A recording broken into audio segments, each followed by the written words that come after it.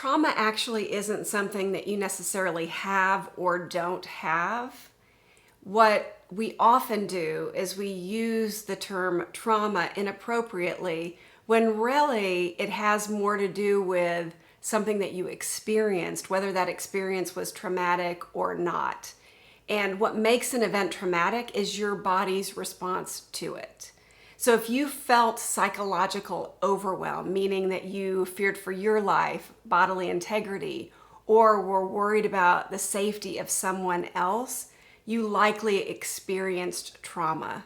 You may have noticed during those moments that you had racing thoughts, a rapid heart rate, shallow breathing, difficulty concentrating. Maybe you were disconnected from yourself, or you had profound fear or anxiety. The reality is that not all trauma leads to a diagnosis.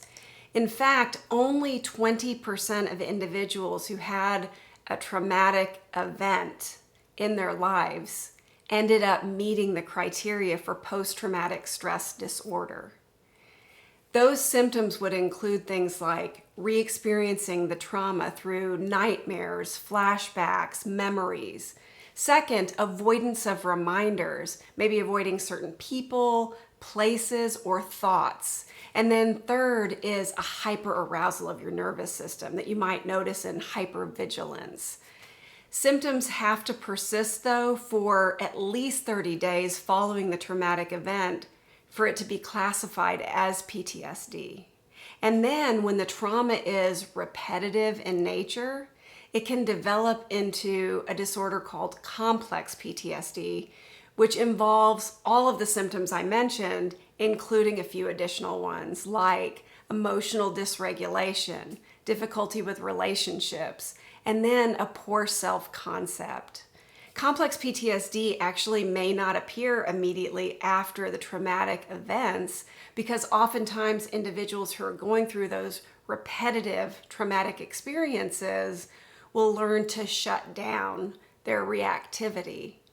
Once they start feeling safe, they might get triggered by an event in their life that mirrors the circumstances surrounding their traumatic experience. For instance, they may have a child that's at the same age as they were when the trauma experience happened. Once those symptoms start arising, though, they often tend to persist and become increasingly disruptive, which is why it's really important to seek help if this is resonating with you and you think you've had traumatic experiences and actually meet the criteria for a diagnosis. The good news is there are a ton of evidence-based approaches out there that research is finding are actually reducing the symptoms and helping heal the changes to the brain. If you're interested in learning about healing from trauma, look into my book, Resolve to Rise, Become Greater Than Your Circumstances, on Barnes & Noble or Amazon. And then if you're curious about what are the evidence-based approaches, how do they work, is one of them right for me, go to my website at www.resolvetorise.com. And finally, if you have questions, comments, you want to share your experiences, what's helped you, please feel free to leave that in the comments section.